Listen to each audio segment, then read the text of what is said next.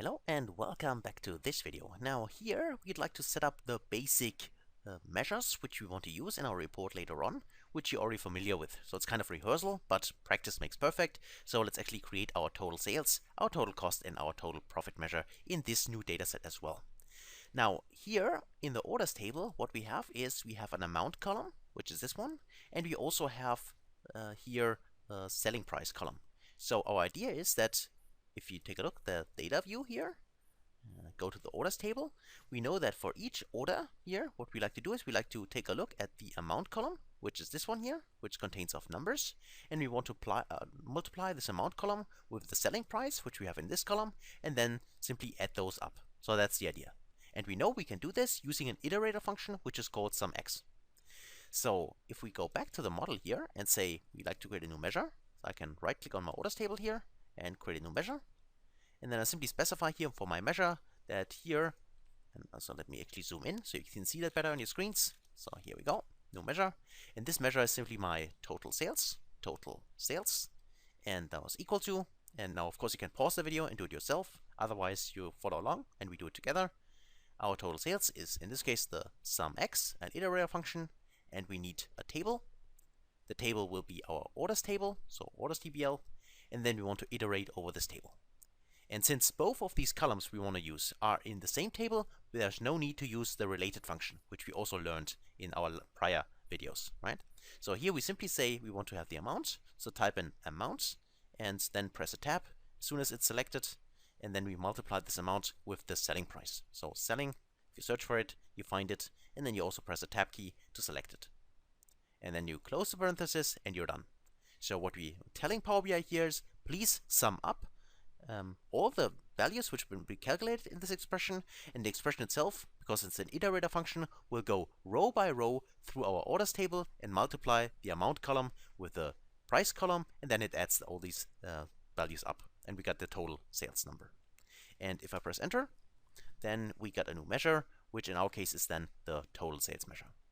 And by the way, you might see that there's also a sales number in here, right? There is already a sales number. However, there's a slight difference. I'm going to show it to you.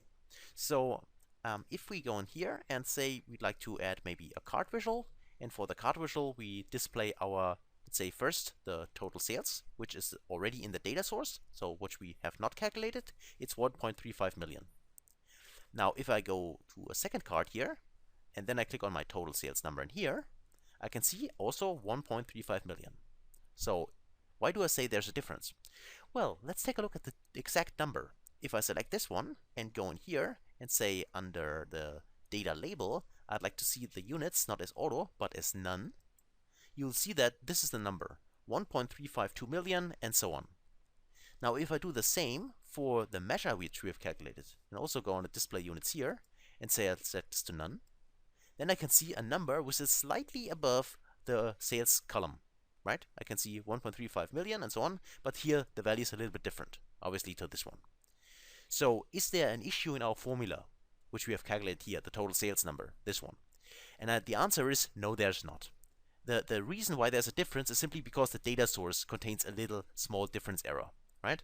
So this number which we have calculated here is completely correct. So this here simply multiplies the amount with the orders price, with the selling price, sorry, and adds those up. And this is the total sales which we get. And this number here, which is already in the data source, is simply the numbers add up in this specific column. But there's no issue here. There's a small difference in here. Okay. So one of our employees obviously has typed in something wrong in the data set. That's how you can think about that. Okay. But just in case you're wondering, there's no issue here. There's no error from our side. Now let's actually also calculate maybe the other two measures which you like to have, which is total cost as well as total profit. So for the total cost, in this case, we have an amount column, and we also have a purchasing price column in here. So the idea is that we simply multiply the amount with the purchasing price. Because let's say we do not have any stock in the data set, all that we purchase we also sell. That is why we use the same amount number in here. So I can right click, for instance, here on my orders table, and then I go to new measure. And then under measures, I simply select here my formula and simply type in this will be my total cost. And again, if you want, simply hold the video now and do it yourself. Otherwise, of course, we can do it together. So the total cost will be simply the 𝑠umX function again. So because we iterate over a table, the table which we want to iterate on is our orders table. So type in orders, and the expression will in this case be the amount. And because the amount is in the orders table, we can simply select it like that. And then we multiply this time not by the selling price like we did for the sales, but this time by the purchasing price, which in this case is here the relevant price figure which we need to use when we want to calculate the cost. Then we can close this parenthesis here, and we are done. That's all we need to do. So iterate over the sales table. Iterating means going row by row through this table and simply multiply the amount with the price. We press enter, and then we have also the total cost here calculated. And finally, I'd like to calculate my total profit. So I can simply right click on my orders table one more time, create a new measure here, and then I go with the total profit. So just a second, there it is, and say total profit is equal to, and I'll say the total sales, and simply subtract here the total cost. And we are good to go. I can press enter, and basically then I'm done with my 3 measures here. And maybe one fourth measure, you never know if you need it, the profit margin. So we simply do the same here, right click on the orders table, select new measure, and then we calculate also the total profit margin. So profit margin, you never know if you need it or not, so easy to make sure we simply calculate the profit margin simply by using the divide. Remember, it allows us to safely divide and avoid division by 0 errors. So we use the divide function. As a numerator, we use the total profit, and as a denominator, we use the total sales. And as put the mouse and select the tab key, and then we can close the parenthesis here. And we are good to go. And we handle also the division by 0 problems, just in case they occur. Okay, so we got our measures calculated. All of them are currently in the orders table. This is something we might want to adjust here. Remember, there's a measures table trick, so let's actually try that just to structure our data a little bit more. So I want to go under home, click on home, untick everything, and then I want to enter data. So to create our dummy table, always remember the measures table trick. So I go with the 1 here. I name it here my measures TBL. So measures TBL to be consistent, TBL. And then I click on load just to load my dummy table also into my model in here. Okay, and there it is. There's the measures TBL. And now, of course, we can add the specific measures we have here into the table. And as I said before, here, if you have several measures created already and you want to put them into a table, you can either do it manually, so select the measure, and under measures tools here, you find there is a home table, which you can here choose and select for the orders table, for instance. It should not be the orders table, it should be the measures table. Then, of course, this measure would be put into the measures table. That works fine. And I will do the same for the other measures. So I select my total cost here, and also do, say, for the home table here, this will be actually the measures table. And then also do that for the last 2 ones. So for this one will be the measures table. And also for the total sales, it will also be the measures table. Just a second, and here we go. Click on it, select the measures table here, and now we can see all the measures in the measures table.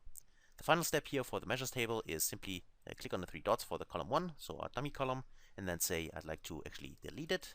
So click on delete. Yes, I want to delete it. And then we just wait until it's gone.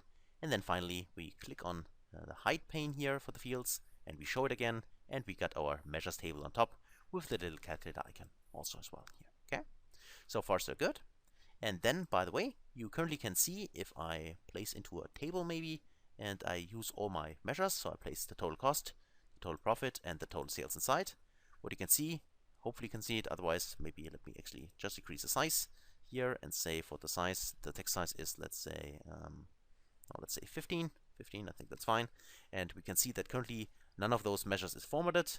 So this is something we want to address, because if I go here and say for the, let's say the fiscal year, just a second, fiscal year, and drag this or tick this here for the visual, then we can see here we got the fiscal years, and of course we want to switch those around.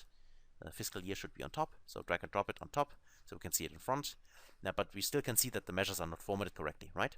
So instead of doing this manually now for each of the measures, so by clicking on it and then say under the formatting option, click on the dollar symbol, you can do this in bulk.